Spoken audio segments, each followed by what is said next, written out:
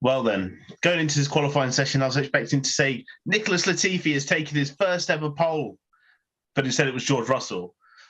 So welcome to episode 219 of the Grid Talk podcast. My name is Louis Edwards, and today we are going to be reviewing qualifying for the 2022 Hungarian Grand Prix. Joining me today, we have Tom Downey from the Everything F1 podcast. Well, hello there. Warren Schorr from the Paddock Pals podcast. Hello.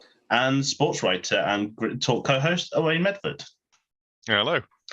But before we start, if you enjoy this podcast, we would love it if you could give us a 5-star review on iTunes or Spotify. If you do, you'll automatically go into our monthly draw to win a Grid Talk t-shirt. So it's a win-win. And also, if you're one of the 61% of people who are not subscribed and watch our videos on YouTube, please consider subscribing and also leaving us a like while you're here. So, as we said, disappointing that Nicholas Latifi wasn't able to take pole away, but George Russell did manage to take his maiden pole position, and it came, I think, from a surprise from everyone because I didn't expect him to take pole. But what a lap! Yeah, it was absolutely brilliant. I don't think Mercedes expected it. Bearing in mind how well they're performing in FP.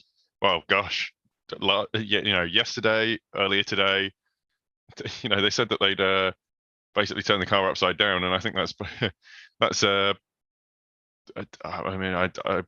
I don't really know what to say about it, to be honest. It's such a shock. It's one of those things that shot the grid, and it shocked the presenters. Looking at it, going, where did that come from? But you look at the lap, and honestly, it's a bang up job, both by Mercedes to get the car, to work out what they need from the car, to get it in the right window, getting it in the right window, and we see that, obviously had a little bit of help. Little bit less competition than you'd imagine for pole today, but still, once you get that Mercedes in the window, it flies in certain circumstances. And George Russell he just had a bang up lap. It was unremarkable apart from that it was fast. It's just one of those things. If you got as close to perfect as you can do, and I think it surprised everyone, bearing in mind how far away they looked, but. To be honest, this has been a long time coming. Yeah, it has been. George is he's been close before, including his very first time in a Mercedes car, but finally gets his pole position. Warren, he'll be joined on the front row by Carlos Sainz, who looked set for pole, but a very poor middle sector potentially cost him pole position today. Yeah, it did. I had a little wager on him to get pole position, so I was quite disappointed at how this turned out. But yeah, the middle sector looked a little poor. He still improved on his time, though, I think, overall to get a better time on that last lap. But I mean, I guess when some driver puts a lap like George did in, I guess you just got to tip your hat, I guess. I don't really know, because even like Charles couldn't even match him there. So I guess it's just like, you know what? He got me on one lap today, and we move on. This is what happened. But yeah, Carlos, I think he'll be a little bit disappointed on that. But I think they definitely have the stronger race pace than Mercedes. So if you're looking at it from that standpoint, like, yeah, okay, tomorrow he's probably fine where he is going into tomorrow. Yeah, definitely. And Tom, he'll be joined, just behind from his teammate, Charles Leclerc. Couldn't hook up the laps that Carlos Sainz was able to do, but given where Max is, down in 10th, I think he'll be happy that he's at least in the top 3. It does still give him a chance to push for a podium tomorrow. You really have to do me dirty and talk about Max like that. Leclerc just looked just almost on the back foot compared to Sainz. As the other two said, both. The Sainz was having a very, very good weekend, and Leclerc was just couldn't quite string it together, and he's just a driver like Leclerc or like when Hamilton prior to this season and Max last season and this season, that kind of thing. Basically, the drivers who are going for the championship, the ones who are, who you sort of expect to be on pole or expect to be winning all the rest of it. Even if they're, even though for them, Q1 and Q2 doesn't really matter because they're just going through the motions. Apart from Perez, they're always sort of there at the top anyway. They're usually sort of like, you usually see them, P1, P2, P3 regardless, and you don't really think anything of it because you're paying attention to the drivers who are underneath them, who are, maybe, you're looking at like the likes of the Alpines, you see they're both making it through, or both the Astons, so you have to make it at Q1 or whatever. But Leclerc was, at points, he was in that mix for, if he didn't get a better lap going, there was a good chance that he was going to, not that he was going to be knocked out in a session, but he was never like really there all the time this weekend. I'd say this weekend, I mean, this qualifying, I haven't seen any through practice.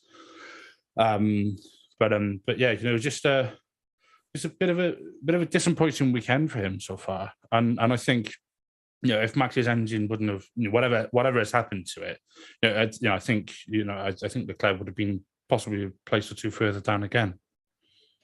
Yeah, there's definitely the potential for that. It does seem a little off this weekend, but point to score tomorrow, and he still has a chance to potentially close the gap to Max, whatever sort of pin drop that might do in this current championship battle.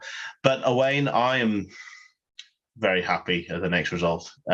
Lando Norris, P4. I mean, last week I was celebrating whacking my McLaren half on for a P5 from Lando, but the McLarens are looking better this weekend. There seems to be a track that suits their car, and Lando Norris is just doing what Lando Norris does and absolutely drives the maximum out of it. And P4 for tomorrow is definitely not a bad result. Yeah, it's uncharacteristically good, unfortunately. So it's one of those things. I'm not actually sure how well they were looking in the race runs, but it's a good place to start from. Unfortunately, they've got winner from last year, Esteban Ocon, and ever the fast starter, Fernando Alonso, directly behind him. So it might be a bit tricky.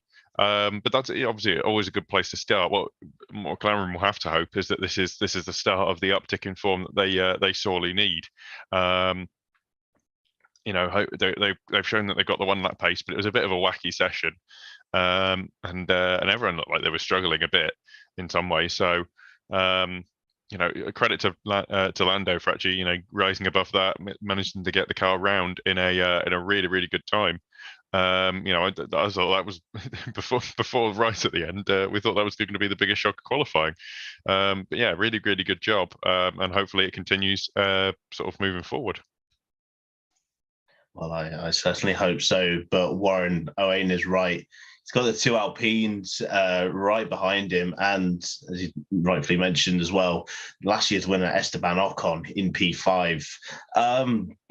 A, brilliant lap to get ahead of Fernando, who's been looking quick, and B, these are like the important points that Alpine need. They need to be up, P6, P5 to continue this 4th place battle with McLaren. Yeah, they do. That is for sure. And it's almost like too, they're in their battle. They have the upper hand just on their drivers in form. Like they have 2 drivers that are driving really well right now, and McLaren is got like 1 driver and then a half a body in the second car with Ricciardo. Like he's, I think, 9th 3 weeks in a row. Like that seems like where his peak is right now, when Ocon and Alonso are able to get a 5th. They're alternating, like if they're going to get 5th or 6th, and the other one can get a couple points like there. But yeah, both drivers in the car have good handle on it, and yeah, 2 great laps from them. If I know you're a McLaren fan, I would be a little bit worried about how good the pace is going, and maybe when they go off on break for a month, they'll lose it somehow. But so far they've really found their form in the last like 3-4 weeks of the campaign. Yeah, certainly. I would be lying if I said I wasn't nervous about the 2 Alpines tomorrow. But yeah, the second Alpine, Tom Fernando Alonso in P6.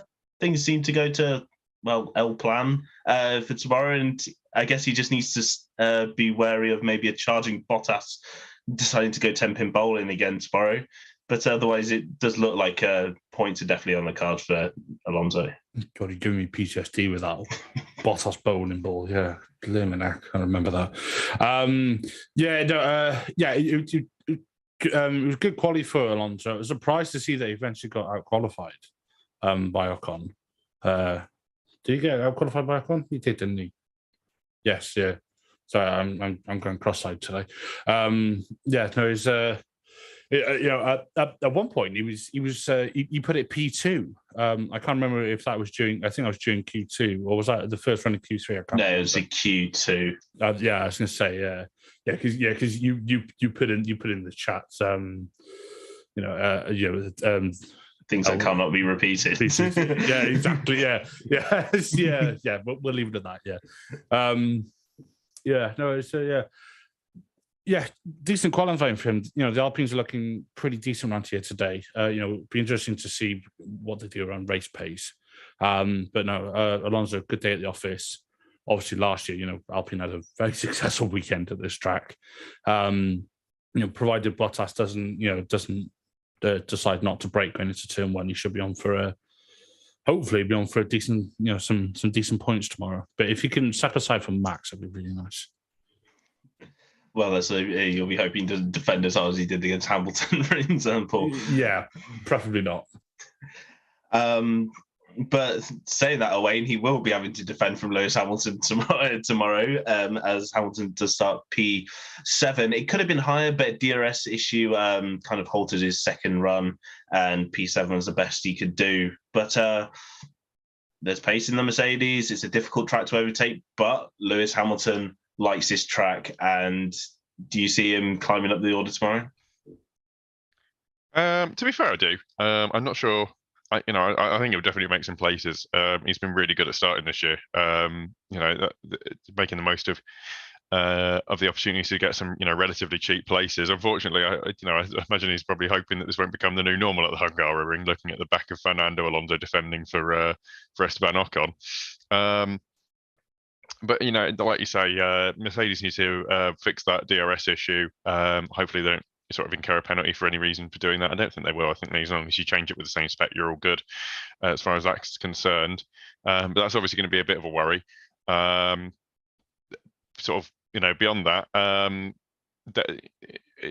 the team didn't seem too worried actually about Lewis Hamilton's issue. It's not like he's not got pace. They seem to think that there's pace both in George Russell's car and Lewis Hamilton's.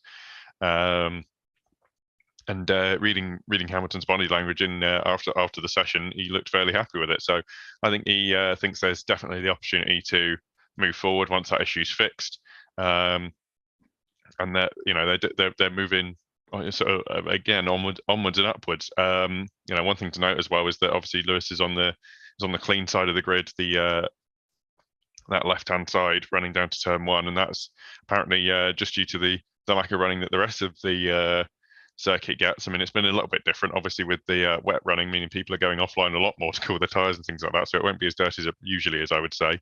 But that might make the difference. That might get Lewis past Fernando Alonso and onto potentially the easier target of Esteban Ocon. But so, good chance to move forward there. Yeah, definitely. They've made quite a big deal of this clean side, dirty side. It's not the longest run to turn one, but it could make quite the difference. P8, Warren, Valtteri Bottas, a bit of resurgence from Alfa Romeo this weekend. Zhou was not too far behind as well in 12th, but, P8 for Bottas, good points if he can make it past turn one.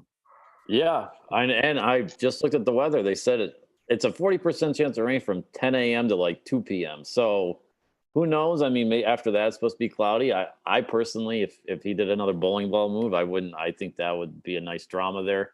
But more people stay. Also, let's not forget Lance Stroll just destroyed Leclerc on the inside too. Like, it was Bottas taking out a ton, but Stroll also did his good work on the inside. Okay, we should not let this go unnoticed. But Bottas, they said this is his first time in Q3. What, in 6 races? Did they say on the broadcast something like? It seemed like a lot. I couldn't remember the exact number they said, but in a bunch of races, first time in Q3. So yeah, it looks like they got some pace back there because they have been like yo-yoing this year. It's been hard to figure out like how they haven't been how they haven't been able to get the balance or the pace, whatever it was. But yeah, good for Bottas to finally get back into Q3, because he has been overshadowed, I would say, by Zhao a little bit lately. Like, I know he had the crash in Britain and everything, but like, everyone's been like, wow, look how fast Zhao is, and man, he's really performing well, and Bottas has just been kind of on the back burner over there. Yeah, it's been a weird time for Alfa Romeo the last few weeks. They went out in Q1, I mean, in France, so it's been a very good turnaround for them. And it's been a sort of a nice upshift in form from Daniel Ricciardo as well, Tom. He's got himself into Q3 again, into the top 10. And this is kind of what McLaren need. They need, in this battle with Alpine, they're going to need both drivers in the top 10 scoring points. And I think they'll be glad that Ricciardo's in, but he's got the 2 Red Bulls behind, which is going to cause some problems. Yeah, it's nice to see Daniel back in Q3 and much closer to his teammate. Like you said, it's exactly what McLaren need. They also need consistency from him. And by consistency, I don't mean consistently lagging behind your teammate like a dog that's got a limp leg. It's hopefully he'll maybe come good in the second half of the season. We've seen it before, and hopefully this weekend is the start of a resurgence for him. Because especially with Segbo, it makes you wonder how many races he's got left at McLaren. So yeah, but in the interim, good quality today. Even if if Perez would have made it through and all the rest of it, looking at it, he'd have still been in Q3 regardless, because he was there on merit, and he was never he was sort of like P13 or something in Q1 or whatever, or certainly for a while, but he was never like on the cusp of the drop. He was always, I say comfortably, it wasn't that much in doubt that he wasn't going to make it into the next session each time round. And given, he's obviously got a few things that he's working out, both mentally and with the car and all the rest of it. Good weekend so far. Let's hope that tomorrow that can translate into points. I think I said this about possibly Tsunoda, or I might have even said it about Gasly a couple of weeks ago, but he needs one of those weekends where, and he started it the right way as well, by the way, where he just needs like a solid weekend, and he's done the first bit. He's got the McLaren into Q3, and he's what, P7, P8, whatever he is, and he's done that bit, and now he just needs to keep his nose clean, keep out of any issues going into turn 1, which when you're starting in a gaggle of cars like that is hard, because you've got no control over what people are doing behind you, and you have to react to what's going on in front of you. So arguably he's in the sort of most vulnerable bit of the grid, sort of like P7, P8 down to about P14, 15, I'd say. All it takes is one driver to do something wrong, and then we've got Spa 2012 in our hands. So as much as he can, if he just keeps his nose clean tomorrow, it doesn't even have to put in any like majestic overtakes or anything. Just defend your position if needs be. Help your teammate out, and just bring home some good points, please. Yeah, I think that's just a hope for any, not even just McLaren fans, I think just for Formula One fans in general. But we'll move on to the 2 Red Bulls now. And unfortunately, we're not going to let Tom chat about either of them. Probably for the best, given the words he's probably got for the team. I think that's for everybody's best interests. Anyway, Owain, we move on to Max Verstappen, P10.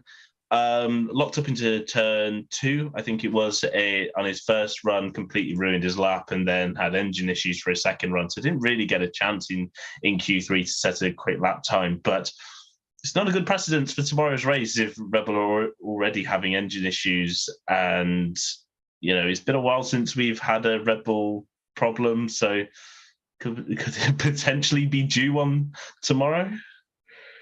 I wouldn't say so. I think that things come and go. They'll understand why it's sort of failing away since it is something that we're sort of used to seeing at least. I'm kind of not surprised in some ways. I think it's just really inopportune timing, obviously, that Max had the issue on his, just as he was about to set up his flying lap, his last flying lap. Unfortunately, obviously, it didn't help that he did lock up into turn 2 on his initial run in Q3. So obviously, you put yourself a little bit on the back foot there, and that's obviously always going to cause issues. These sorts of things happen. That technical issue has dropped him down to sharing the 5th row of the grid, which is obviously they don't want to be in 5th place, let alone 5th row. It's one of those things if Red Bull doesn't really have the downforce as well, so they might find it a little bit. I mean, they've got the benefit of the higher straight line speed, but they've just looked a little bit rocky all weekend. Just not quite on their game, and Ferrari seem to have the sort of in the championship battle, at least they seem to have the balance of the sort of the form moving towards them, just with where the track is and things like that. It doesn't seem to suit Red Bull so much.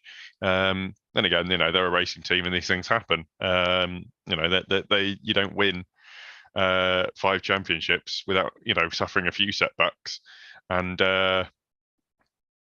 I'm sure they'll sort it out and make the best of a bad situation. So I expect them to go forward. They're around cars that they're slower than if they can get the issues fixed. But just not a good start, obviously. And it does obviously make their job quite a lot harder. Yeah, it certainly does. And with his teammate Warren Perez in P11, and unfortunately Checo can't really blame the car, because unfortunately it was just his pace that just couldn't get him out of Q2. And it's I think for some Red Bull fans might be slightly worrying, because it has not been the best few races for Perez, and this kind of epitomizes all that.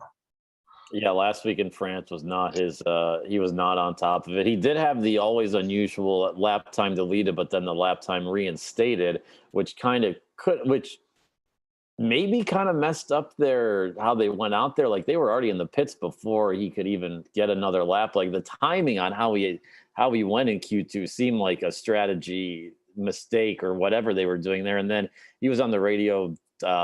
Magnussen was in the racing line. I think part of it, or caused him to slow down a little bit. He was complaining about that, so maybe that's why he missed it. I think he missed by 4,000ths or something like that. So pretty close, but that could have been it. But yeah, not the best couple of weeks for Perez, especially. Like, and he's almost revert. This is like form we saw last year. Like, he has been really good. Like, you forgot last year how much he was off the pace, and this is what he would do on Saturdays, be like towards the midfield and in the middle of the grid. Now he's kind of reverted back to that, at least this race. And then, I mean, he was so far off the pace last week off of Max. Yeah, they'll need him to be cutting through the field. Maybe I'll actually try something bold with the strategy. But P12 for Zhou Guanyu, Tom, and fairly respectable, given that Alfa Romeo have been kind of this up and down pace. You only missed out on Q3 by just over a 10th as well. So, a slight bit improvement in one corner, a couple of corners could have seen him into Q3. But P12 is not the worst place to be starting. And if there is any incidents ahead, he'll be sure to capitalise. Yeah, absolutely. It's he was more or less there, and I think maybe a bit more experience. He hasn't had as much running at this track as other drivers have in the past. He's always got experience from F2 and F3 and all the rest of it here, but it's different driving it in an F1 car, obviously. So he did well. He wasn't that far off Bottas, which Bottas is a good benchmark as well. Let's not forget. But yeah, it was a decent quality performance from him. Like you said, it would have been nice to see him into Q3, but it was just good to hear him very sort of jovial on the radio. When he came back in the pitch, he was, his race engineer came over the radio and he said, "Oh, not quite." And it was nice to hear Joe. He was like,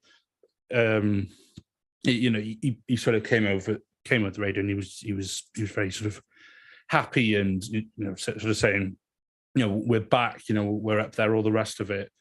So it's good to see positivity from a driver, especially after they've just been knocked out of a qualifying session. And yeah, it's also good to see that his Silverstone accident, which is obviously best part of a month ago now, hasn't knocked him mentally too much either. Because he's still he's still keeping his foot in all the rest of it. So yeah, it sets him up quite well for tomorrow. Hopefully he'll get perhaps a good run down into turn one. Who knows? As long as Bottas doesn't teach him how to do a run down into turn one 2021 style, I think we'll be good. Yeah, I think he might be a little bit more cautious. Owain, P13 for Kevin Magnussen. Haas brought some new upgrades, new side pods for this weekend, and it's really hard to actually gauge how they've worked out. I don't think it's been probably as successful as they'd hoped, considering they've got both cars out in Q2. But I mean, it's 30th. It's not the end of the world. Always chances to capitalize. Do something different with the strategy. So there's some potential for points for Magnussen tomorrow, I guess. Yeah, there's definitely potential. I mean, let's not forget he's only 3 places off a points-paying position. It's always a little bit annoying when you bolt some upgrades on the car and you don't go forward, and if anything, you have a sort of worse weekend. And all the testing, some of the testing you do get to do is sort of is rain affected, so you don't even get sort of consistent running. I think that this would be a sort of a bad weekend to use as a benchmark right before the summer break. It's actually probably quite annoying. You want nice even conditions. Particularly, I think another issue as well is that he's only 4 tenths faster than Mick. And that's you don't want to bolt a loaded upgrade on the car and then find that the difference is that small. So yeah, I mean, there'll be a small worry there, but I think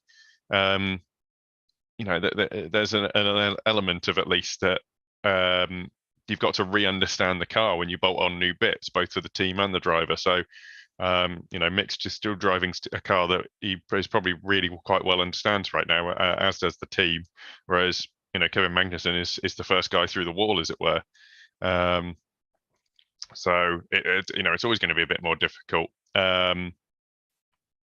I think, to be honest, Kevin Magnussen is a good enough racer that unless he, has some real big issues at the start, he'll make his way forward. So I think points are definitely in the cards for them come tomorrow. Yeah, who knows? Sometimes with the Haas, it's really difficult. It looked quite quick in France, and they came away with absolutely nothing last weekend. So we'll have to find out. Warren, P14 for Lance Stroll. We've come to expect very little from Aston Martin in qualifying, but their race pace hasn't been terrible. They've been having quite solid race pace in that car. So I guess, there's definitely opportunities for them tomorrow, do something different with the strategy like they have been doing. They tend to go quite long on their first stint. So would you expect that from them tomorrow as well? Yeah, I would think so. And yeah, they have been much better performing on Sunday than they have on Saturday. This is the first time I think they've gotten out of Q. I don't even know when the last time they got a Q1 was. But yeah, no, I would expect something like that. And I think everybody's a little disappointed that it's Stroll that is the top Aston Martin in the that they're qualifying today. But I mean, yeah, I would assume that they would try and do what they've been doing all year. They're good on Sundays, like I said. You got a good strategy going on and try and get 10th place. That's probably what they're. I bet they were probably hoping for some wet qualifying today. They probably would have flashed there. They did show some good pace yesterday in P2, I think it was. Vettel was up in the top 10, I think, in P1 or practice 2 or practice 1, one of those sessions. So they did show some nice pace yesterday. So I assume they're hoping that translates over to the race. Yeah, but to be honest, it's more likely than not, because that Aston Martin, as you rightly said, does actually look quite good on a Sunday, and it's usually been Stroll in the points. And then Tom, P15, Mick Schumacher. Yeah, I mean, he's there. It's 15th is kind of an awkward place to be because you're equally as far from the points as you are to the back of the grid. So it's it's going to probably be quite a tough race for Mick tomorrow. And personally, I wouldn't really expect him to be in the points. Yeah, little bit disappointing for him, I'd say, today. I think some of us would like to have seen him higher up. But no, it's not to be today. And that's also a very good point, about points. He's maybe it's if there's a bit of carnage in front of him, come on, Bottas. We might see him sneak a few positions. I do remember in this race last year, this is the first time that we saw him get really sort of racy in the absolute dog of a Haas from last year. So so hopefully he can sort of get that spice about him again. Maybe we might see something. I do think we're also beginning to see a different side of him in general, where we're beginning to see a bit more of the sort of, I don't know what the way to say it is, and I definitely can't say that word, but a bit more, a bit more of his dad sort of side of him coming out, where he's a lot more aggressive, where he's just, I can't say the word I want to say, but I'll say it offline and it'll make complete sense. It's not bad, but it's a bit of a swear word. It's basically where someone's like, where it's like if you were scrapping somewhere, make you go, oh, you little like you just kind of thing. I think you kind of get the word I mean. So that element's beginning to come out in him, and I think that's good as a racing driver because you need it. Obviously F1 is a team sport, but there's also the drivers side of it as well, and we're beginning to see that. So if you can bring a bit of that up tomorrow, get his elbows out, get a bit aggressive, maybe not quite like his dad did on Barrichello down the pit straight, and I think 2010 it was, maybe not that much.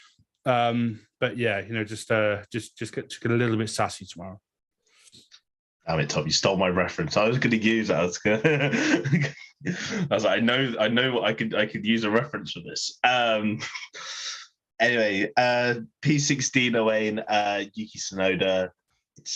The AlphaTauri is just not very good. Like I've been trying to make it, seem like the AlphaTauri is kind of up and down. It's just, it's just not gelling with the drivers at the moment. But I think we're coming to the conclusion now that this AlphaTauri just isn't very good. It just isn't very quick, and it's certainly not with the rest of the midfield. And 16th was the best for Yuki today, and I don't think there's really much more else you can say. Yeah, it looked like it was going okay at the start of the season, that AlphaTauri, and now it's not at all. I think it's almost like the things that they've added to the car are the sandbags that Mercedes have taken out. The only positive here for Yuki Tsunoda, I think, will be that he's overtaken he's out-qualified his teammate. But even then, I think his teammate had a pretty bad lap. And honestly, I didn't really see Yuki's. It's just kind of, it's really quite far away from being in, anyway. I don't know. It's just it's not a great lap. He's 3.5. What was it? 3.5 hundredths off. Being in Q2. It's just kind of it's just kind of a bit underwhelming. I think it's mostly down to the car, to be honest with you. It's just they have been moving back in recent weeks, so I think it's going to sort of take a miracle to get something out of the race tomorrow, really, for them. They should almost pray for rain.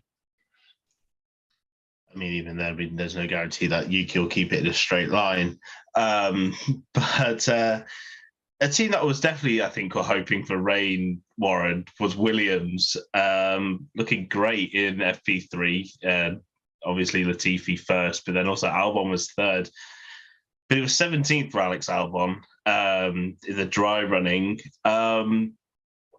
I mean, I think we were all maybe getting a little ahead of ourselves and thinking what Williams could do in the wet weather, but it looks like their dry pace is, right at the back where they usually are.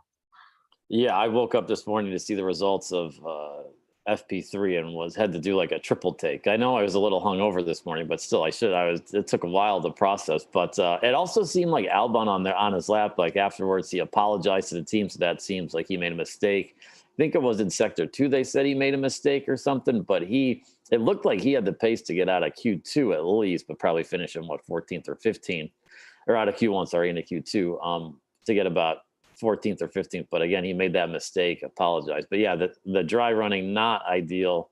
Then hey, maybe like last year, it rains early. Everybody, a couple teams make some mistakes, and we get a red flag again. They could get some strategy, whatever, if there is some rain for them. But yeah, I would think that them and AlphaTauri are going to be doing the rain dances. Also, it's like hard to tell how fast or truly how was every team doing FP3? Like, were they really going top tier pace on that, or were they just like Williams? Hey, let's do that. But guess what? It didn't rain in qualifying, so it didn't matter. They went to the dry, and they're not quick in the dry.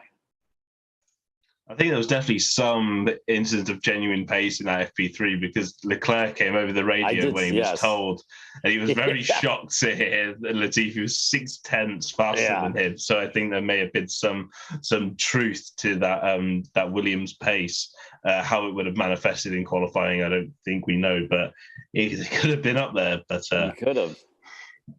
Yeah, it's in the well, not too distant past now, and we have to now move on to tomorrow. And P18 for Sebastian Vettel, Tom. I mean, it's kind of what we come to. His qualifying was what we really expect from Aston Martin. Vettel was having some issues with the car. He was sliding a lot, especially through that final corner. He just couldn't get to grips really, and he's found himself out.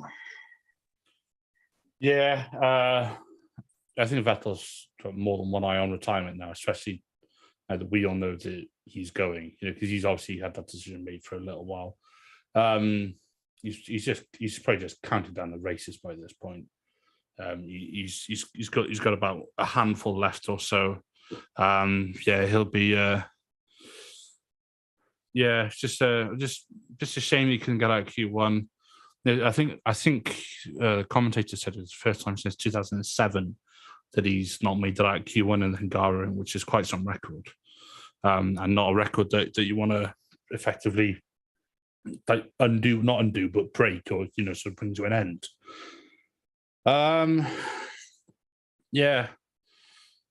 It's just he sounded almost exasperated on the radio, and I think he's probably fed up as well. And I think because the Aston is such a dog, that's probably somewhat accelerated his decision to retire, I'd say. He's probably going to be seeing like the development that they're doing for next year. I'd say it's probably not looking that good.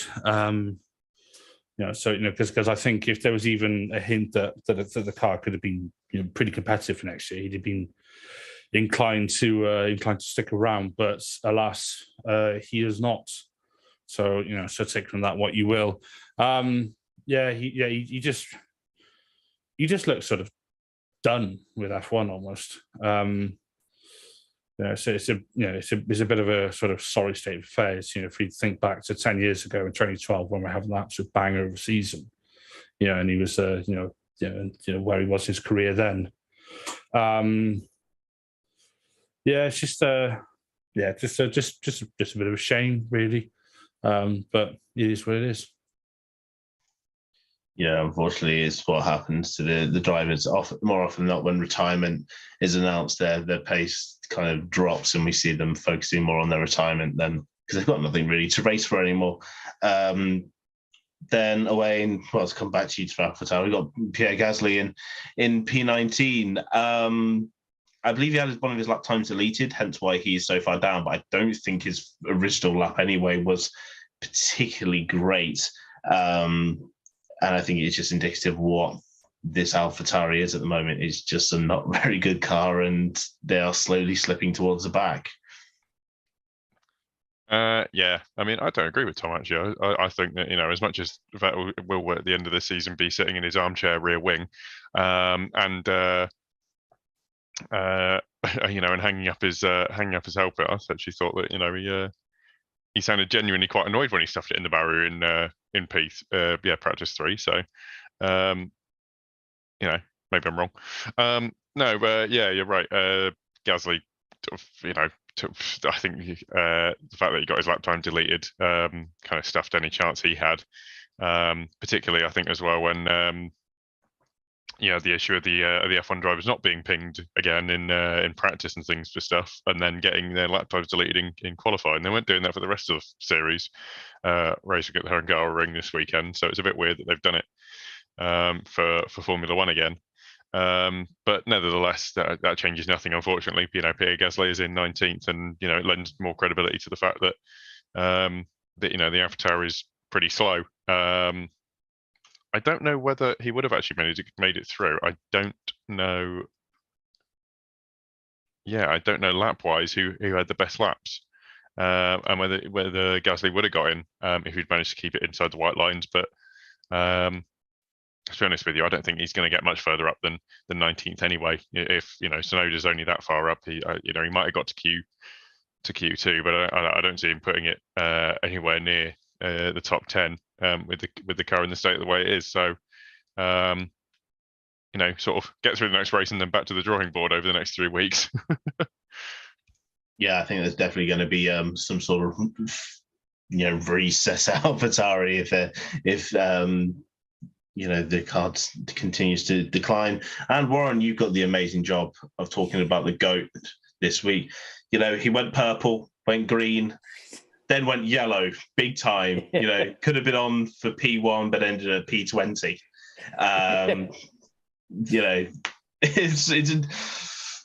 I mean, we clown on Nicholas Latifi, but he did seem to be, kind of, working well with the car. I think Q2 maybe could have been there. It's just a big slide out the final corner that really cost him that lap, and it puts him back where he's familiar in P20. I mean, is this not the ultimate doing GOAT things? You go purple in sector 1, and then you end up in P20. I mean, only a select few could probably really do that stuff. So I would just say this is another notch in the belt for the GOAT doing GOAT things. But yeah, I think everybody got a little like, whoa, when he went purple there. But yeah, like you said, he's back at the 20th where he knows well. I mean, he's got to hope he gets a start like he did at Silverstone when he sliced through about 3 cars there at the beginning. I mean, that was a great start for him. But yeah, that's you could hear how upset he was on the radio too after he knew he had a good lap going, and just a slide out of the last corner sends him in the back of the grid. And what are you gonna do? Hey, he'll always have the picture of him in first place for FP3 this weekend, so he can hang his hat on that. Yeah, it reminds me of the time where Fernando, like in 2016 or 2017, in the McLaren went P1 in quali. That's like Q1 or something. It was a momentous occasion that I'll never forget. But there we go. We are through all 20 drivers, and it's now time to move on to the predictions of, what could be a very good race tomorrow. It's a very jumbled grid, so I am actually very interested to hear what your guys' predictions are. So we'll start with you, Tom. Give us your podium for tomorrow's race. Sainz, Hamilton, Russell. Ooh. I have a feeling Owain might disagree with you here, so we're going to move on to fight me. I hadn't really thought about it, to be honest. I'm going to go with Russell, Shock, Leclerc, and then Norris. Okay. And Warren? I'm going to say Sainz, Leclerc, and then I really want to say Alonso, but I don't know if I could do that. I'll go Norris. I am going to go with Leclerc, Russell, and then I think I'm going to go with, I love Lando, but I don't want to put him on the podium just pure out of commentator's curse. So I'm going to go with Max Verstappen. And Tom will move on to your bold prediction now for tomorrow's race.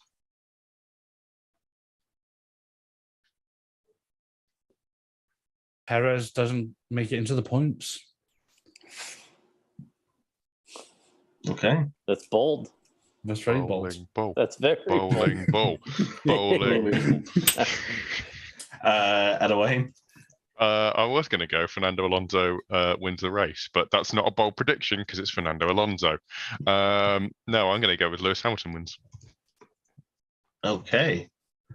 Hang on a minute, but didn't you say in your that you predict Hamilton's going to win your bold predictions? They're not mutually. I've always said and always carried out that my bold predictions are never ever linked to my podium predictions. Oh my God, you're like Switzerland, just sitting on the fence. He's covering himself on the Mercedes front. He can be happy either way when they win, playing both cards. I did say I know Owain's predictions too well. That you'll always go for the Mercedes. So it's Hamilton on the clean side of the grid in a really good Mercedes. Like, is it a really good Mercedes? And does that make it bold? I think that makes it fairly. All I'll say, Tom, is 10th and 11th. All I'll say is look at the constructors. Yeah, I will last year. The drivers last year, mate. All I'll say is look at Michael Massey. Warren, before the post show, I'll carry on. Before we get too much of an argument here, Warren, just your poll prediction. I'll say that Ricciardo gets a top 6. Okay. I think that I'm not very confident in that. I just don't really know what else I was going to pick, so we'll go with that.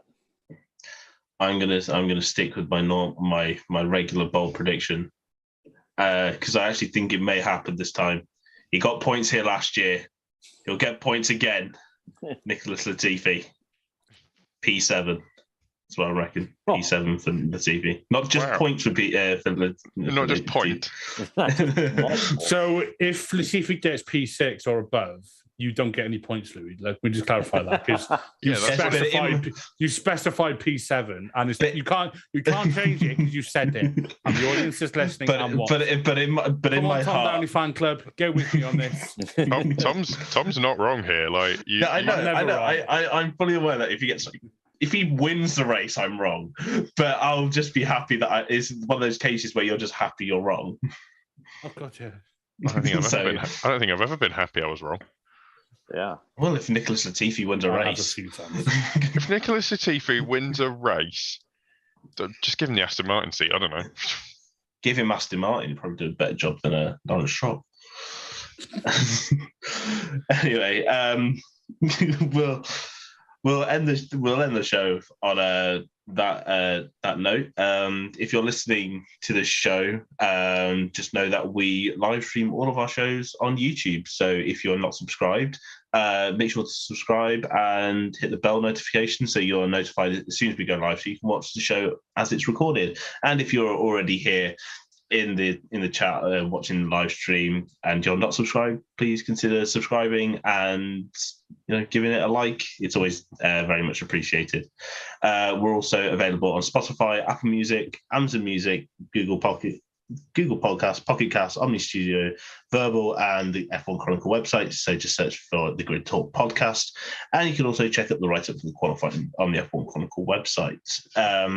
We have a huge back catalogue of shows. So if you're stuck with something to listen to between now and the race tomorrow, you have over 200 shows for you to listen to, not just race reviews, but also interviews with people like Mario Zola and more documentary-style podcasts as well. We also have a Patreon, so if you'd like to support the podcast to get better mics, lights, and recording equipment for all our hosts, any support is greatly appreciated. And you can also get some official F1 merch from the f1chronicle.com/store. So now we'll get a chance for everyone to plug their podcast that they come from. So Tom, from Everything F1, where can they find more from you?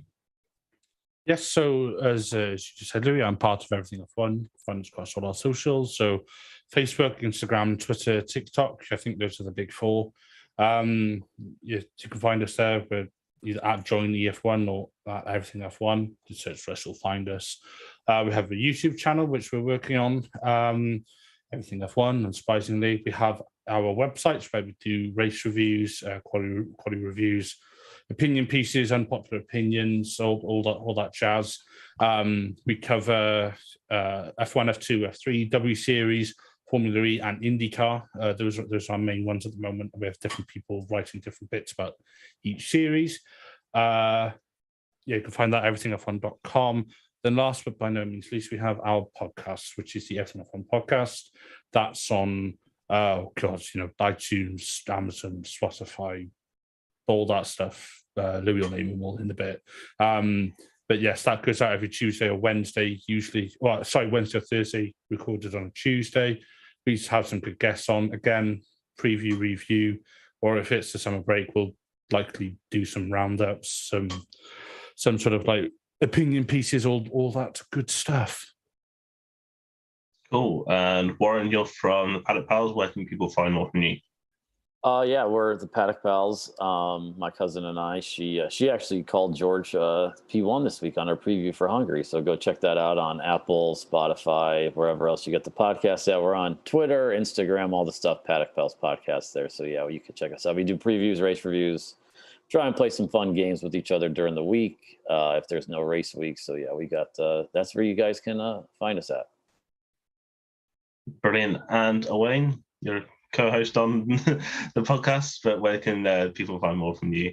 I do this, but I do Louis' job. And sometimes I do what Owain's been doing. Yeah, it's really fun. Sometimes we switch places. Sometimes we switch names.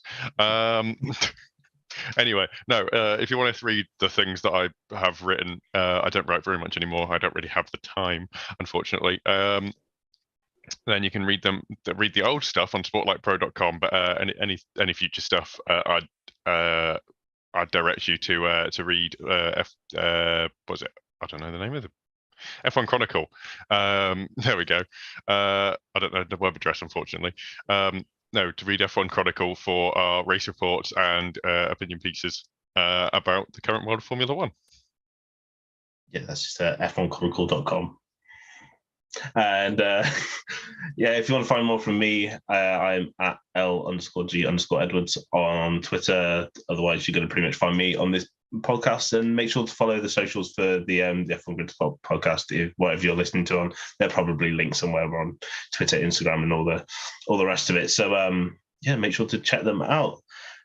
So I'd like to thank all of my guests for joining me today. And we'll be back tomorrow at 5 p.m. British Summer Time for the Hungarian race review. So, but until then, stay safe and goodbye.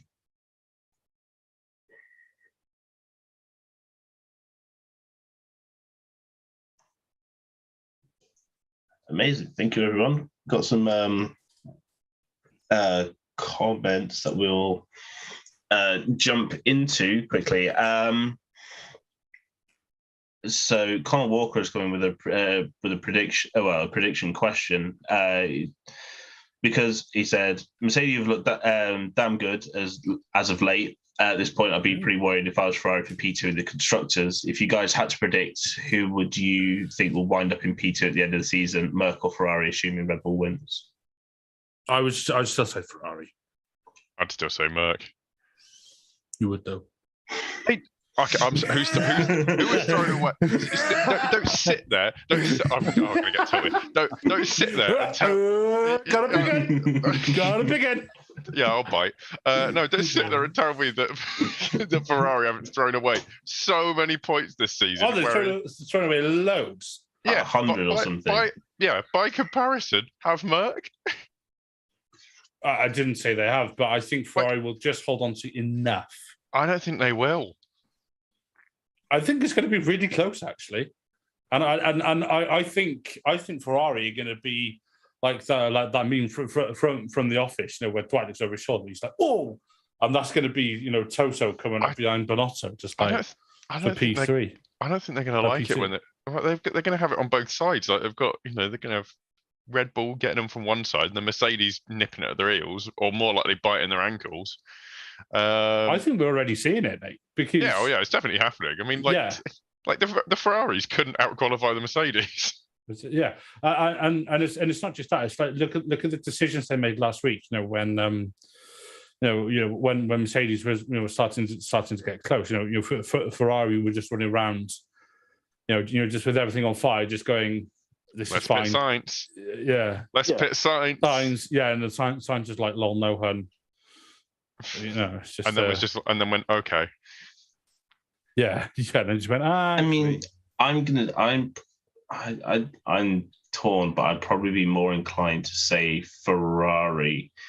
But I think it depends on this. I think it really comes down to this race. If Mercedes are able to hold off Ferrari and do it like a really good job and say George wins this race from both Sainz and Leclerc, then I think I would be more inclined to say Mercedes for P2.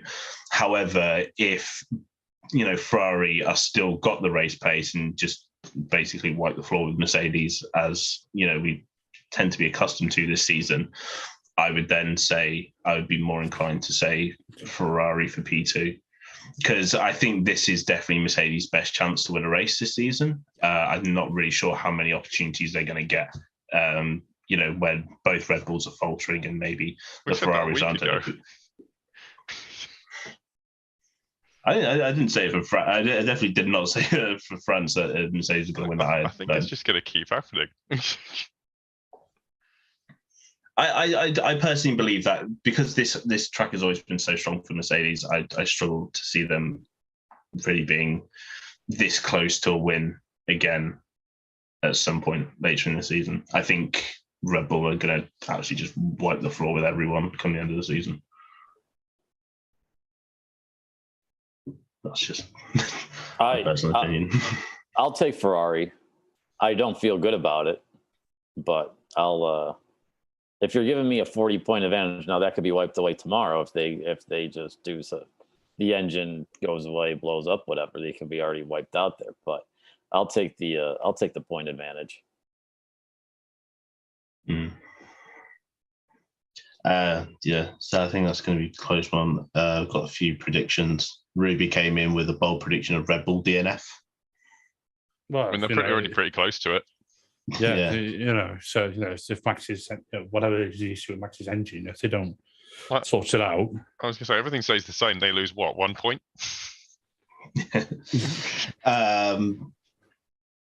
And then her prediction for the podium is Russell, Leclerc, and Sainz. So just the one overtake tomorrow. Reese Talk said Leclerc, Sainz, Russell, and both Haas to finish in the points. Ooh, that would be that's a punchy prediction. Let's see if we got any other. No, those were the only two. Jared said Sainz, Russell, and Verstappen, which is what I said. That's not out of the realms of possibility, but I honestly don't know if Max will make it that far. Especially I'm pretty sure that's what I just said for my podium as well. So me and Jared are on the same wavelength here. I'm sitting here. I've just realised that this is probably the best chance Ferrari has to get back in the game. Yes. Yeah. Mm-hmm. This is what I'm talking. This is what I'm talking about. Watch them blow it. Oh, this is literally what I was saying 5 minutes ago. This is Mercedes' best chance at at a win, and I think it's Ferrari's best hope of clawing any sort of points back in the constructors. This race is really important for both Ferrari and Mercedes, and it's imperative that neither team mess it up. If anybody's going to mess it up, it's going to be Ferrari. But yeah, it's by the by, isn't it? Yeah. It's like there are 3 things guaranteed in life: death, taxes, and Ferrari messing up a strategy. It's messing up a not strategy at this point. Yeah, or just Ferrari messing up.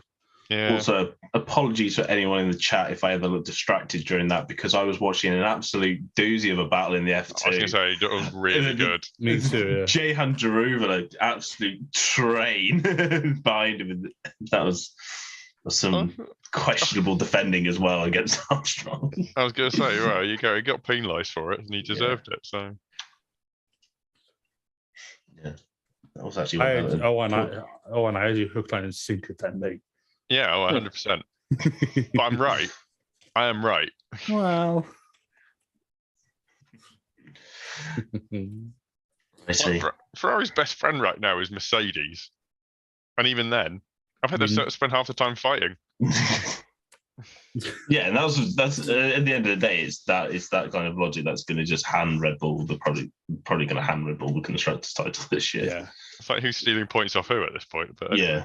Yeah, I have a theory, by the way. It's a theory that now. Right, so Vince McMahon, because he's a terrible human being, had to leave WWE not too recently. Sorry, not too long ago. Vince McMahon, he's the owner of WWE. Well, yeah, the head of the chairman Wrestling. or whatever. Yeah, professional wrestling. Funnily enough, not a month ago, Michael Massey actually left the FIA. So all I'm saying is that's not a coincidence, in my opinion. And, Michael Massey's going to WWE. No.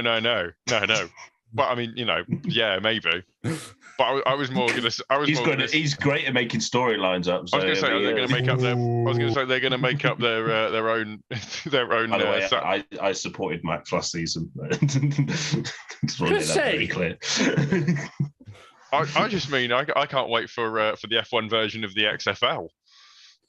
For the simpletons among them, what's the XFL? The XFL is Vince McMahon's version of the NFL, and it's worse in every way. Oh, right. It's dumb. It's coming back next year, but it was hot in like 2002, 2003. Like, the coin toss, instead of a coin toss, they had a player on each, like, there's 20 yards of field. They put the ball in the middle of it, and you would get a 10-yard running head start, and you pretty much just wrestle, and then whoever grabbed the ball first got to see if they wanted the ball or to kick off. And it was a 1 year wonder hit league, and then he brought it back in 2020 and COVID shut it down. Amazing.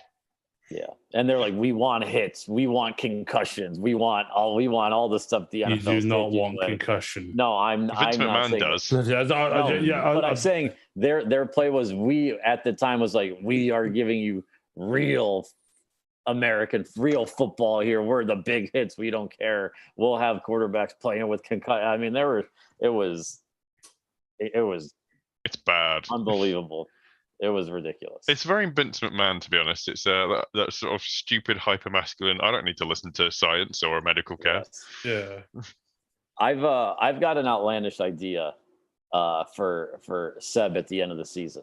If you would like to discuss. Sure. We need to go into the world of loan deals like they do we'll just loan Vettel. He can ride a Ferrari when the constructors is already settled, so it doesn't matter. We'll loan him to Ferrari, loan him to Red Bull, so he can get a couple of last races in a good car, and we can all feel good about ourselves. Like Grosjean at Mercedes, almost.